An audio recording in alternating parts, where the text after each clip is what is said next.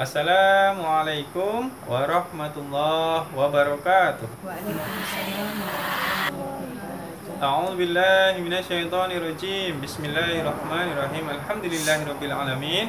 Wa bihi nasta'in ala umuri dunya waddin. Wassalatu wassalamu ala asrofil anbiya wal mursalin wa ala alihi wa sahbihi ajma'in. Rabbi shrah li sadri wa yassir li amri wa hlul 'uqdatam min lisani yafqahu qawli waj'al li waziran min ahli amma ba'd. Oke, saya muliakan tuan, puan, hadirin akak semua yang dimuliakan Allah. Puji syukur kehadirat Allah Subhanahu wa taala dengan ungkapan alhamdulillahirabbil alamin. Kita semua dalam keadaan sehat wal afiat boleh menyambung pengajian kita tentang Al-Qur'an dan tajwid dah selesai. Kemudian kita sambung dengan pengajian hadis-hadis Rasulullah sallallahu alaihi wasallam tentang keutamaan bersalawat kepada Nabi Muhammad sallallahu alaihi wasallam. Semoga kita semua akan mendapatkan syafaat beliau kelak di hari kiamat nanti, insyaallah. Amin ya rabbal alamin. Okey, terus saja kita sambung pengajian kita, pengajian hadis. Hadis yang ke-8, nomor 8. Bismillahirrahmanirrahim. An Abi Darda'i radhiyallahu an qala Rasulullah sallallahu alaihi wasallam Rasulullah sallallahu alaihi wasallam man shalla alayya hina yusbi' ashran wa hina yumsi ashran adrakathu syafa'ati yaumal qiyamah. Rawahu At-Tabrani. Nanti riwayat Imam At-Tabrani. Jadi maksud hadis ini bahwa Sayyidina Abu Darda radhiyallahu an, sahabat Abu Darda radhiyallahu an meriwayatkan bahwa Rasulullah sallallahu alaihi wasallam telah bersabda, orang yang bersolawat 10 kali ke atas Nabi, kita baca solawat 10 kali, tak kira solawat apa saja, nak solawat panjang, solawat pendek, terserah. Siapa saja yang baca solawat 10 kali kepada Nabi Muhammad SAW pada waktu pagi dan membaca 10 kali pada waktu petang atau sore, pagi 10 kali, sore petang pun 10 kali, pasti akan mendapat syafaatku pada hari kiamat nanti, ya. Jadi kalau kita nak atau mau mengharapkan pertolongan Nabi Muhammad sallallahu alaihi wasallam kelak pada hari kiamat, yang hiruk pikuk panas semua, derita, kacau semua, kacau bilau, mak tak peduli anak, suami tak peduli istri, anak pun tak peduli mak, dia pikir masing-masing sendiri, kacau bilau semua, susah semua, tak ada yang boleh tolong melainkan syafaat dari Rasulullah sallallahu alaihi wasallam, pertolongan Rasulullah.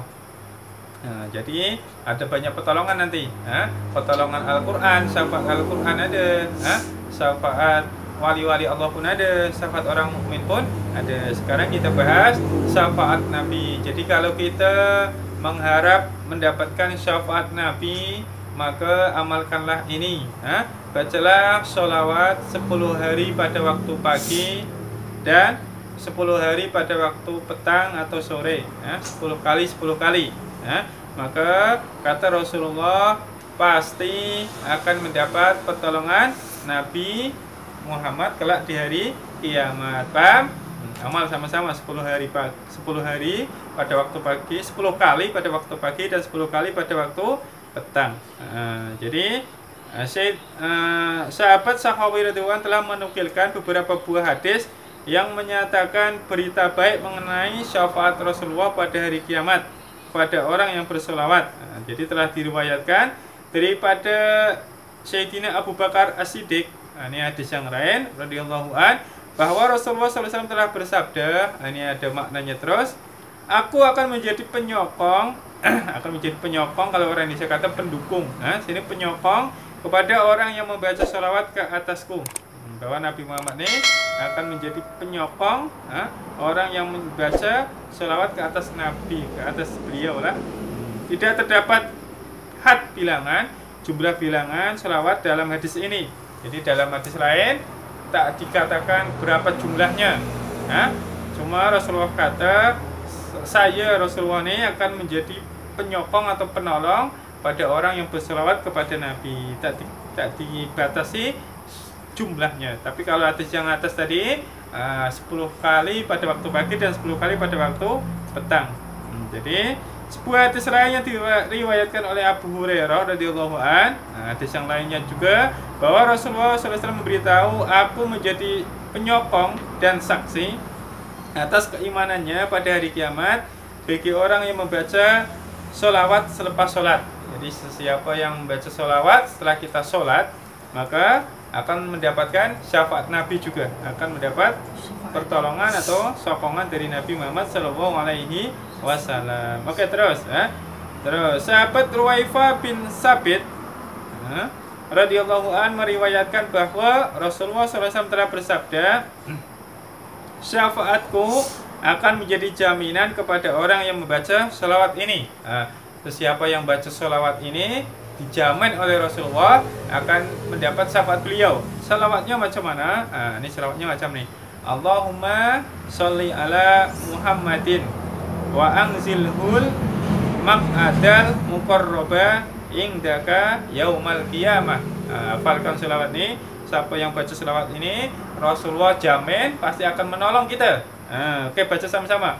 Bismillahirrahmanirrahim. Buat sedikit.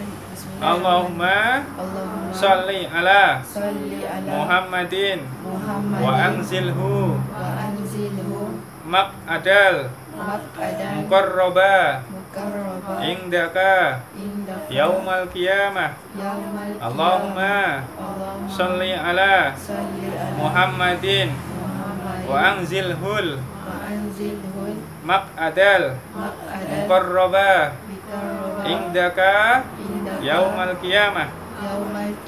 Jadi makna salawat ini, ya Allah cucurilah rahmatmu ke atas Nabi Muhammad dan pilihlah tempat yang paling hampir kepadamu dan tempat yang paling mulia bagi Nabi Muhammad pada hari kiamat. Siapa yang baca salawat ini, Rasulullah kata dalam hadis ini pasti akan disyafaati Nabi Muhammad Sallallahu Alaihi Wasallam.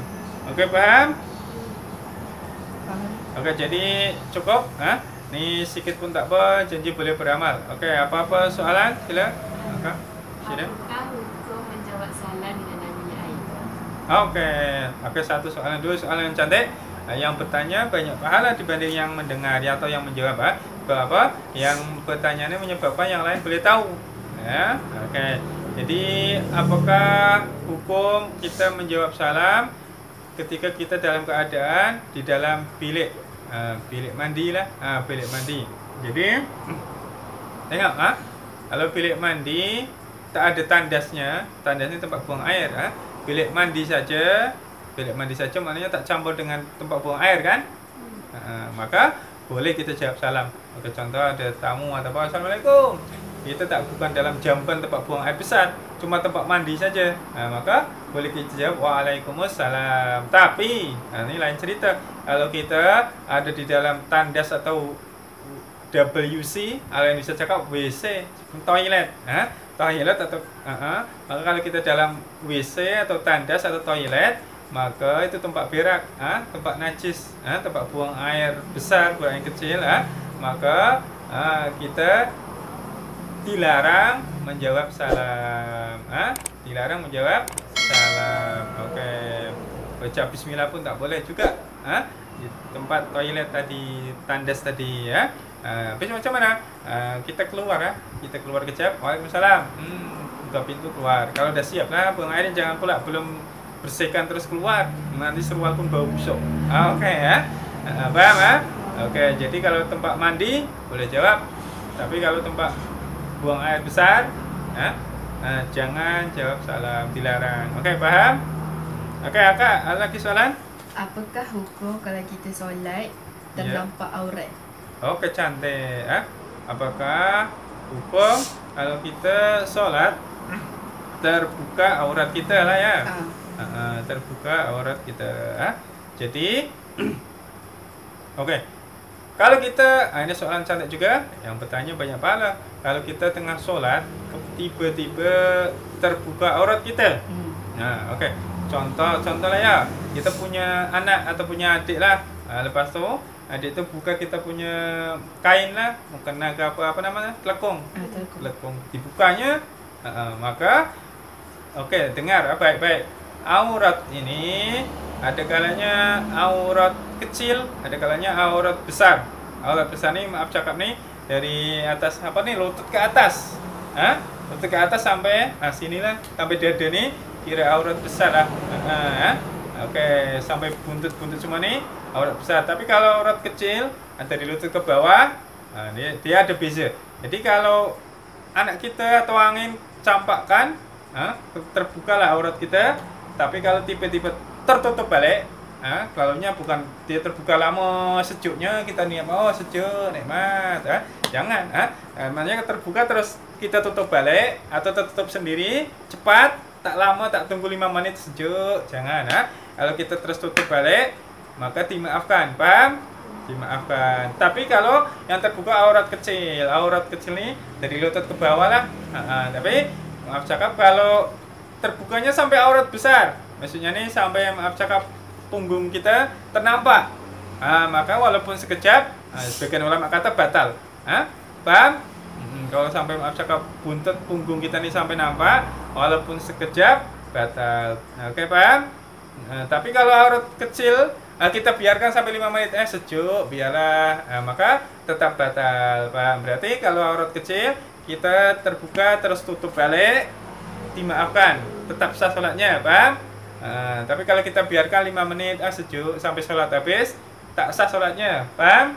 Tapi kalau aurat besar kita buka sampai paha kita, punggung kita nampak, walaupun sekejap, pendapat sebagian ulama tetap batal, paham? Walaupun tak sengaja, oke? Paham semua? Oke, apa pesanan? Cukup? Oke, cukup ya. Yang betul semuanya dari Allah, yang silap salah dari kejadian saya mohon dimaafkan. Wabillahi taufiq wal hidayah wal afu minkum. Wassalamualaikum warahmatullahi wabarakatuh.